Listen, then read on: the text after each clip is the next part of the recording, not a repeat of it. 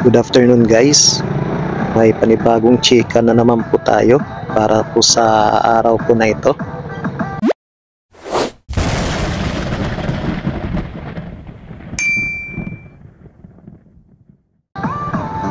Day check, November 1.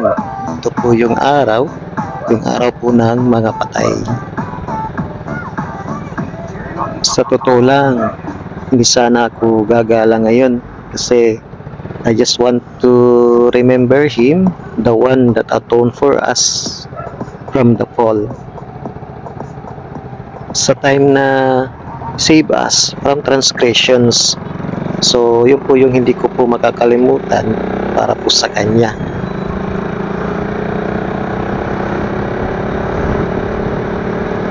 Pero sa araw po naman po na ito po ngayon ay para naman po ito sa mga minamahal po natin sa buhay na hindi po natin dapat po makalimutan kung ano po yung mga nagawa po nila na mga magaganda sa part po ng life po natin, lalong-lalo na sa family po natin, especially yung mga ngiti na nakikita po natin sa kanila, yung mga maliligayang araw, yung mga maliligayang sandali na nagbigay po sa atin ng magandang alaala, hindi lamang po sa isipan kundi pati na rin po sa puso po natin.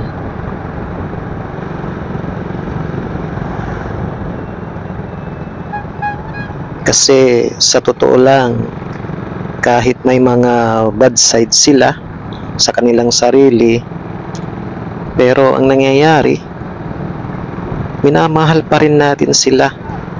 Kasi hindi natin magawa na hindi natin sila mahalin. Kasi nga, kapamilya natin yun eh. Kasi sabi ng Diyos, lagi tayong magpatawad. Kahit na maliit na bagay o kahit na malaki pa yan, lagi tayong magpatawad. Kasi ang biyaya ay darating din po yan sa atin. Hindi lamang po para sa ating sarili, kundi para po sa family po natin. Binigyan tayo ng pamilya para magtulungan at magdamayan, hindi yung para magsiraan. Kaya wag nating kakalimutan yun. Dami na pala sasakyan dito. Kasi malapit na tayo sa puntod na pinupuntahan po ng mga tao. So ito po isang simbolo na kahit sa maliit na pamamaraan sa pagbisita lamang po, kung nasaan po yung kanilang kinalalagyan po ngayon, ay pinapakita po ninyo yung inyong tunay po na pagmamahal para po sa kanila. Pero para po sa iba ay hindi na po nila ito ginagawa at nasa bahay na lamang po sila at doon po nila pinapakita at inaalala kung ano po yung mga memories na ginawa po nang nawala po sa kanila. Kasi alam naman po nila kung saan po pupunta yung kaluluwa. Pero para naman po sa iba, kapag hindi po nila napuntahan yung namatay, ay baka isipin po nila na hindi na po sila inaalala at baka magalit po sa kanila. So yun po yung iisipin ng kaluluwa. Yung iba, sinasabi na sa pamamagitan ng panaginip ay doon sila nagpaparamdam. So, iniisip nila na baka mahirap yung kalagayan, kaya pinupunta nito nila dito. So, alam nyo guys, ang tanong, saan nga ba napupunta ang kaluluwa ng isang tao? Kasi kung isipin natin, sinasabi na meron lamang dalawang pinupuntahan, ito ay langit at impyerno. Kasi pag mabait daw, napupunta sa langit. At pag masama ka naman, napupunta ka naman sa impyerno. Paano yung minsan mabait, minsan masama, yung nasa middle ka lang? So, saan naman kaya yung pupunta? Minsan, natanong niyo na ba ito sa inyong sarili? Yung tipong mabait ka, tapos masama, tapos mabait na naman, tapos may masamang ginawa na naman, saan nga ba pupunta yun? So, yun po yung tanong, di ba? So, ibig sabihin, inilagay tayo sa mundong ito para hindi lamang manirahan tayo bilang tao, kundi manirahan tayo bilang espiritual at pagiging tao.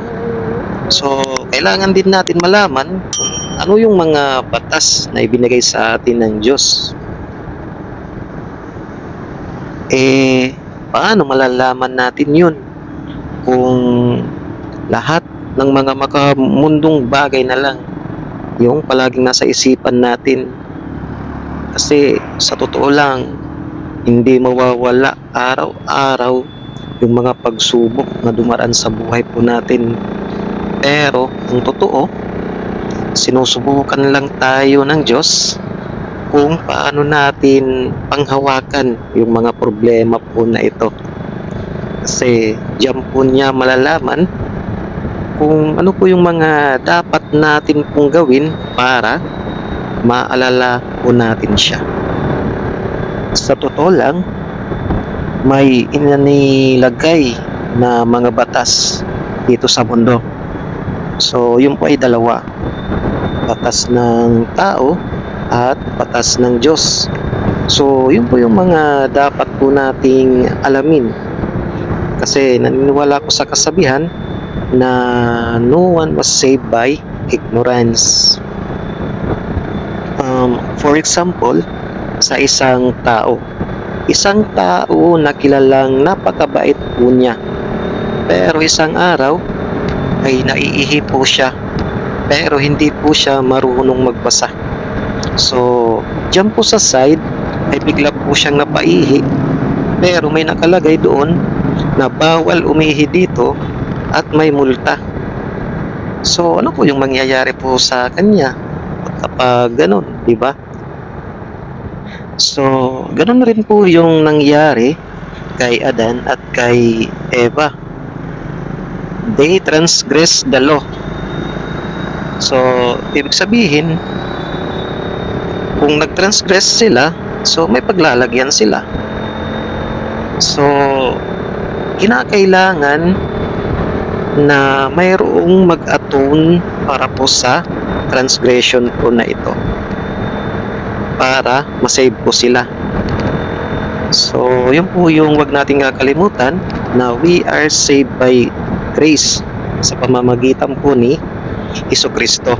Pero hindi po ibig sabihin na save na po tayo doon, ha? Kasi siya lamang po yung namagitan para po sa atin, para makabalik po tayo sa kaharian. Kung kaya, mayroon naman pong binigay na kondisyon sa atin po si Jesucristo. Kaya paalala lang, pag po nating kakalimutan yung ibinigay na kondisyon po na yun para po sa atin. Kasi yung kondisyon po na yun ay siya po yung magbibigay po sa atin kung saan po tayo nararapat na paglagyan. So, paalala lamang po ito, ha, para po sa atin, hindi lamang po ako at maging kayo. Kasi minsan mabait tayo, minsan masama, minsan nakakagawa ng mabait na naman, at minsan nakakagawa na naman ulit ng masama. So, yun po yung alamin po natin kung saan nga ba tayo papupunta, sa langit o sa impyerno, o meron pa. kung ano pa yung mga dapat nating gawin para po sa kondisyon po na iyon na ibinigay po sa atin.